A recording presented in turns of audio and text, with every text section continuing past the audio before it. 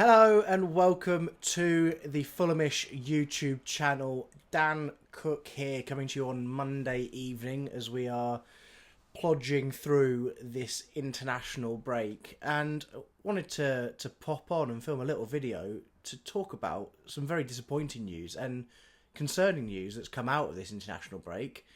Sasa Lukic got subbed off a couple of nights ago in Serbia's game against Switzerland with a suspected some sort of shoulder injury after an awkward landing, and some of the early news coming out of it doesn't seem particularly great, and I think it's a big worry for us. You know, it's amazing if you think probably a year ago, if you'd have said to us Fulham are going to be without Sasa Lukic for a month or so, most people would have shrugged their shoulders and gone, okay. But he's been certainly a contender for our player of the season so far, and so this news coming out is a worry, especially with a really tasty run of fixtures coming up. Obviously Villa this weekend at the Cottage, and then there's some real winnable games on the horizon, and you want a full strength team for them, and so this is certainly a worry. I'll flash up on the screen here a tweet that's come out from Physio Scout, who looks into footballing injuries across Europe, and you know, it's all speculation, but if we read it out, we'll see that Sasa Lukic came off early in their second half again for Serbia in their clash against Switzerland with a shoulder injury. Seemed like there was direct shoulder contact with the ground, arm next to his side, indicative of an AC joint injury, which is a complex part of the shoulder. Tried to play on, got into another clash which led to him coming off, and he then puts down the two sort of potential recovery times depending on the severity of the injury, if it's a grade 2 or a grade 3, and it seems like minimum we're looking 3 weeks, could be up to 6 weeks. Take it with a pinch of salt, you know, this could be a load of tosh, and Sasha could be fine, but we did see Serbia tweet that Sasha had come back to London and had joined up with the physio staff here to recover, so he's left international duty early, and Fulham themselves tweeted a sort of their good wishes to Lukic. So clearly there's some concern around this, and what I wanted to discuss is where does this leave us this weekend against Aston Villa? Because given how this season's gone so far, Sasha was probably one of the first names on the team sheet. He has consistently performed in this new role for him, sort of. Certainly the longest period of time we've seen him play in this role. The sort of base of midfield, dictating the tempo, and he's been superb. There's exactly sort of, it's coincided him in this role with the best period of Sasa Lukic we've seen at Fulham. And I think Marco Silva deserves a lot of credit for that. Problem is, where does that leave us now? Who fills in that gap? My assumption will be that it's Sander Berge who will come in and fill in. And Sander's having a pretty good international break. He played for Norway over the weekend and put in by all regards, a very good performance, put in some very good defensive numbers in terms of interceptions and duels won, which is great to see, and I think that's what we all thought he would hopefully bring to this Fulham team, is a little bit of metal, a little bit of physicality. But is he as comfortable in possession as Sasa Lukic? I don't think so. I think they're very different in the way they play. You know, Sasha's very silky smooth, distributes the ball, whereas I think Sander is a bit more of a carrier of the ball. He drives Fulham up the pitch. He's very good at that. He can do the short 5-yard passes, but he's not quite the metronome that Lukic is. And so the way that this midfield is going to have to potentially just switch to compensate for this is going to be interesting. I think what we'll see is maybe just a like for like Sander Berge in for Lukic, and Pereira will drop deeper back into that role he was playing pre Manchester City away, and then we'll see Smith Rowe in the number 10. But I guess the question is, does that give Fulham the same balance of midfield? Do we have the consistent, trustworthy recycler of possession at the base there, or are we all a little bit too forward thinking, a little bit too attack minded? And does Marco potentially need to replace Lukic with two? I think is what I'm wondering. Do you see Sander Berge come in and maybe Harrison Reed play next to him in order to give you that running, or potentially Tom Cairney is an interesting one, because he's not been great this season, but at the Etihad we saw the old TC. We saw the TC of the past 2 or 3 years, where just so comfortable in possession, so pleasant to watch.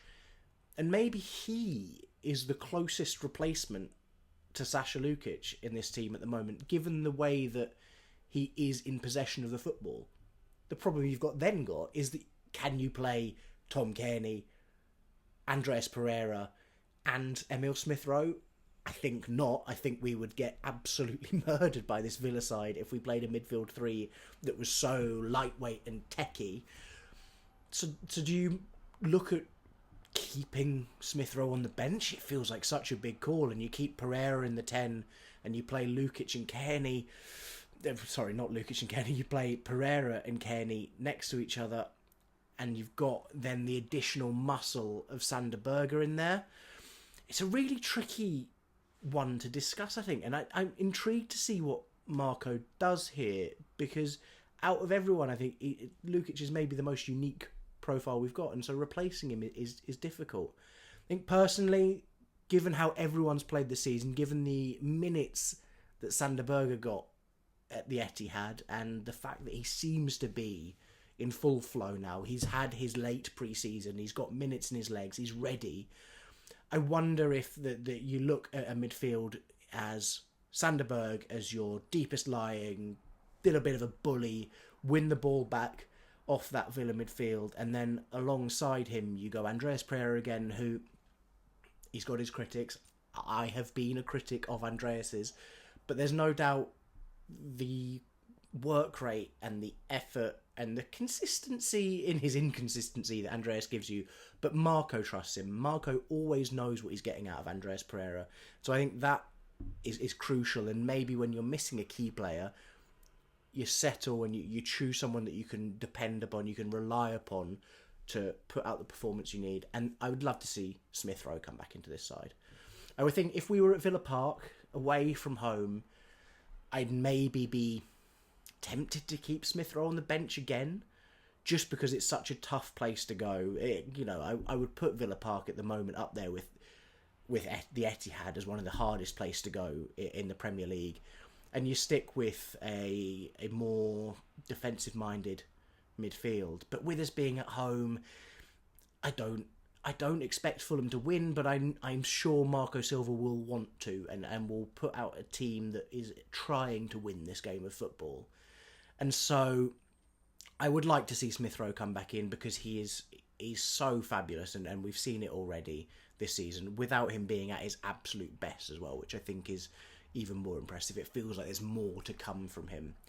And so for me, I think I'm setting my stall out. I've ummed and ahed over it, but I think you go Sander Berge, Andreas Pereira and Emil Smith-Rowe. But I just wonder if there's a little surprise in there, like we saw at the Etihad, maybe a Tom Cairney, just for that safety in possession. Maybe a Harrison Reed for those extra legs. It's going to be a really difficult game. Villa, I think, were a team last season that we struggled against the most, probably. We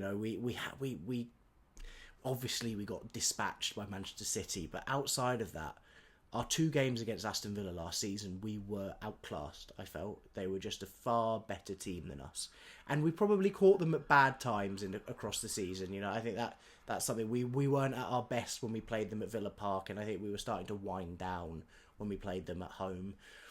So it'll be interesting to see how this. I think it's going to be a really fascinating game.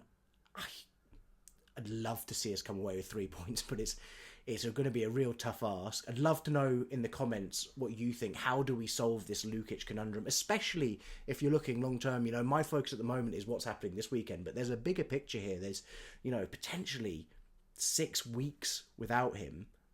There's more long-term solution required here. And finally, if you are going to the Aston Villa game on Saturday, and even if you're not, but you're in London, please come and join us at the Fulhamish live show at the Half Moon in Putney. It's my favourite thing we do every season. We'll be there, all your regulars, all your favourites on the stage. Come along, get the tickets on the Half Moon Putney website. Come and have a drink with us. Hear our thoughts after what is hopefully 3 points at the Cottage as Sander Berg steps in and replaces Lukić impeccably. That sounds pretty good to me. So we'd love to see you there. Thank you very much for watching. Don't forget, give me your comments down below. See what you think Fulham are going to do this weekend. And have a good rest of the international break. And we will see you on Saturday. Call you Whites.